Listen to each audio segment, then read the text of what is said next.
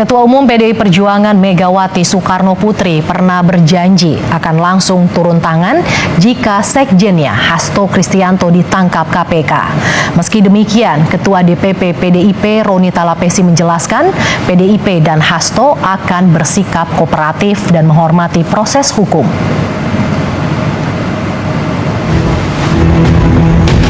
Penetapan tersangka Sekjen PDI Perjuangan Hasto Kristianto menambah jumlah orang yang terlibat dalam kasus suap Harun Masiku. Diduga memiliki peran sebagai pemberi suap, Hasto Kristianto ditetapkan sebagai tersangka kelima.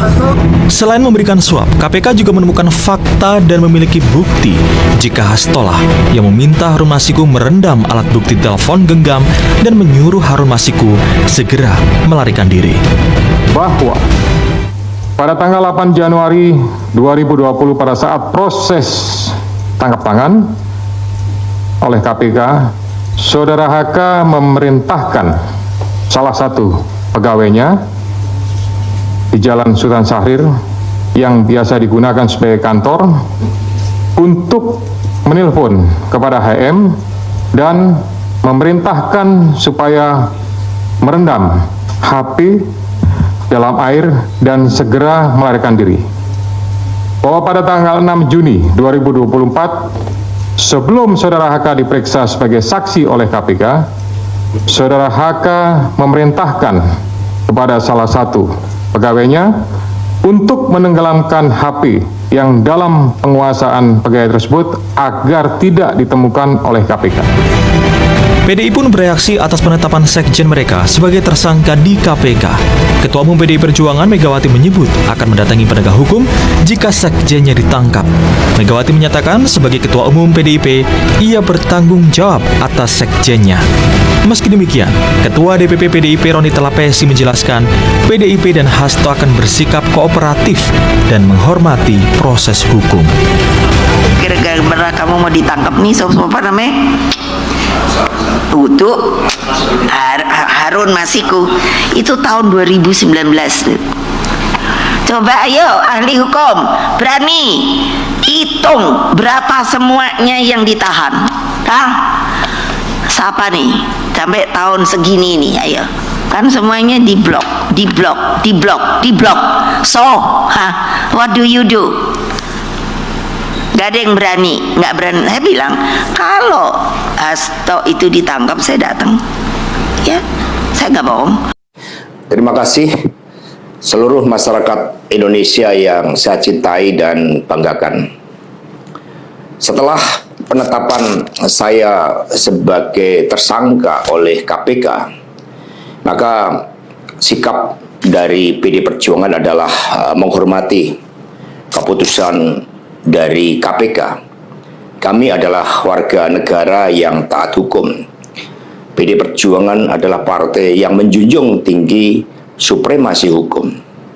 Sejak awal ketika saya mengkritisi bagaimana demokrasi harus ditegakkan, bagaimana suara rakyat tidak bisa dikebiri, bagaimana negara hukum tidak bisa dimatikan, dan bagaimana watak kekuasaan yang otoriter, yang menindas rakyatnya sendiri harus dihentikan. Saya sudah memahami berbagai resiko yang akan saya hadapi. Maka sebagai murid Bung Karno, saya mengikuti apa yang tertulis di dalam buku Cindy Adams ini. Inilah kitab perjuangan saya, dan seluruh kader-kader PD Perjuangan sekarang memasuki tahap bab 9, di mana Bung Karno ketika mendirikan PNI, prinsip yang dipegang adalah non-cooperation. Demi cita-cita Indonesia merdeka, demi rakyat berdaulat bisa berserikat, berkumpul dan menyampaikan pendapatnya, maka penjara pun adalah suatu jalan dan bagian dari pengorbanan terhadap cita-cita. Itulah nilai-nilai yang diperjuangkan oleh seluruh kader PD Perjuangan. Ketika muncul berbagai intimidasi agar tidak dilakukan pemecatan terhadap sosok yang memiliki ambisi kekuasaan sehingga konstitusi pun sepertinya mau dilanggar dengan perpanjangan masa jabatan 3 periode ataupun perpanjangan masa jabatan itu. Maka demi konstitusi, Ibu Mega kokoh berdiri menjaga demokrasi. Dan ketika aparat penegak hukum digunakan dengan segala cara untuk melakukan intimidasi, sumber-sumber daya negara digunakan demi kepentingan politik praktis, maka pilihan untuk menghadapi tembok tebal kekuasaan itu wajib dilakukan oleh kader-kader PDI Perjuangan. Karena itulah nilai-nilai yang kami perjuangkan, nilai-nilai demokrasi, nilai-nilai kedaulatan rakyat, dan bagaimana membangun supremasi hukum, hukum yang berkeadilan. Untuk itu, kami tidak akan pernah menyerah. Baik mau digunakan suatu proses intimidasi secara formal maupun dengan cara-cara di luar formal sekalipun, kami sudah menyiapkan risiko-risiko terburuk. Karena sebagaimana dilakukan oleh Bung Karno, masuk penjara adalah bagian dari pengorbanan cita-cita. Untuk itu, jangan pernah takut menyuarakan kebenaran. Kita jaga Partai Demokrasi Indonesia Perjuangan. Kita jaga marwah dari Ketua Umum PDI Perjuangan dari berbagai upaya-upaya yang ingin merongrong marwah dan kewibawaan partai hanya karena ambisi kekuasaan. Kita adalah partai yang sah. Karena itulah, sebagaimana kata para kader PNI ketika menghadapi hukuman gantung di Ciamis, hanya gara-gara memegikkan salam merdeka, merdeka, merdeka pada masa Belanda, maka mereka menuju tiang gantungan dengan mulut tersenyum dan kepala tegak. Mari, demi perjuangan terhadap cita-cita, demi nilai-nilai yang kita perjuangkan, resiko. Oke, halo teman-teman, kembali lagi bersama saya di channel ini. Salam NKRI harga mati. Teman-teman, dalam video ini kita telah mendengarkan sebuah edukasi yang disampaikan oleh Hasto, bagaimana tudingan-tudingan yang besar yang telah dilakukan dari berbagai macam pihak. Tentunya menurut saya ini adalah sebuah politisasi untuk menjatuhkan marwah PDI Perjuangan melalui Hasto.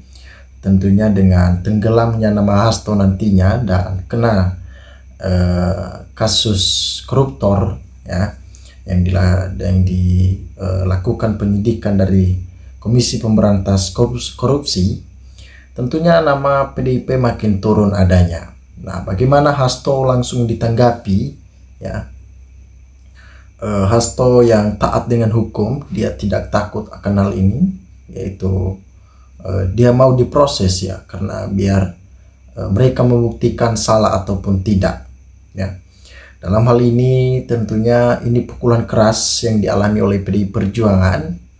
Bagaimana di tahun-tahun ini ada banyak hal yang dialami begitu serius ya. Tentunya ini menyedihkan kabar-kabar yang terlihat dari PDI Perjuangan ini. Tentunya ini dilakukan oleh seorang yang tidak senang terhadap PDI Perjuangan, sehingga mereka melakukan berbagai macam cara untuk menjatuhkan nama PDI Perjuangan di tengah masyarakat. Nah, kita akan membaca komentar-komentar masyarakat ya. Pak Hasto dan PDIP hadapi saja KPK. Kalau nggak punya bukti, kita rame-rame lawan KPK, kebenaran akan menemukan jalannya. Ya, masyarakat tetap berada di jalur PDI Perjuangan. Jadi menurut Hasto, ya, tudingan-tudingan seperti ini tentunya membuat reputasi PDIP makin menurun. Jadi ini strategi mereka untuk melawan PDI Perjuangan, sehingga menyebarkan fitnah yang begitu luar biasa. Tetapi dengan bijaksana Hasto ya, melawan semuanya ini, membuktikan bahwa dia tidak akan salah dalam hal ini dan dia tidak terlibat dalam korupsi seperti itu. Bagaimana Hasto didukung oleh masyarakat, menyampaikan di sana, ayo Hasto, hadapi saja KPK. Kalau nggak ada bukti ya dari KPK nantinya, maka kita rame-rame melawan KPK. Kebenaran itu akan menemukan jalannya sendiri. Jadi masyarakat tetap berada di pihaknya Hasto. Semangat Pak Hasto, kami tetap di belakang, bukan di belakang Mulyono pengkhianat. Mereka menyampaikan seperti itu. Artinya, kecintaan mereka terhadap Hasto karena mereka tahu Hasto ini adalah orang yang memang jujur dan tidak suka dengan hal-hal seperti itu. Nah, KPK yang dipilih Mulyono untuk melindungi keluarganya, kroni-kroninya lebih baik bubarkan saja. Tidak ada manfaatnya menghabiskan uang negara saja.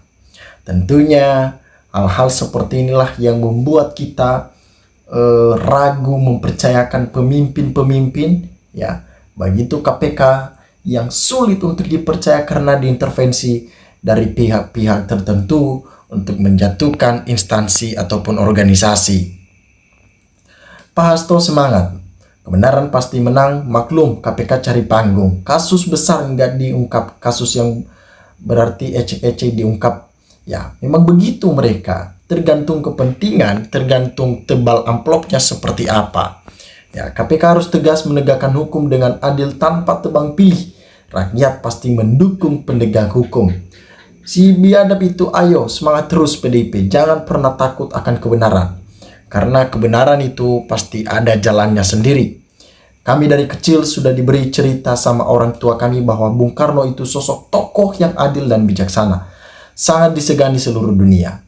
Tentunya jiwa-jiwa seperti itu ada dalam diri setiap kader PDIP, termasuk Hasto. KPK hanya punya nyali untuk kasus yang kelas teri. Padahal digaji negara puluhan juta satu bulan. Di mana wibawamu KPK? Bubarkan saja kalau tidak mampu menunaikan ya kasus-kasus yang besar. Ya, balas dendam PDIP sama pengkhianat Jokowi mulai. KPK masih kaki Jokowi lawan sampai titik penghabisan. Partai paling konsekuen adalah PDIP. Ya, konsisten. Ya, konsisten maksudnya partai yang tidak rakus kekuasaan, selalu menjadi oposisi dalam salam dari Arab Saudi. Ya, luar biasa sekali ini tuh, jauh dari Arab Saudi teman-teman ya. KPK tebang pilih berdasarkan pesanan. Masih banyak kasus yang lebih besar merugikan negara luput dari KPK. Di antaranya kasus Blok Medan, kasus Kotar Haji. Ya, Blok Medan gimana? Kenapa nggak ada penyelesaiannya hal itu? Ya, tanyakan harusnya itu, Blok Medan seperti apa? Apakah udah selesai? Ya, jangan menikmati kepemimpinan Bobi Nasution di sana. Karena kita merasakan bahwa adanya unsur kecurangan dalam kemenangan itu. Ya, terlibat Mulyono lagi dalam kemenangan Bobi Nasution di Medan.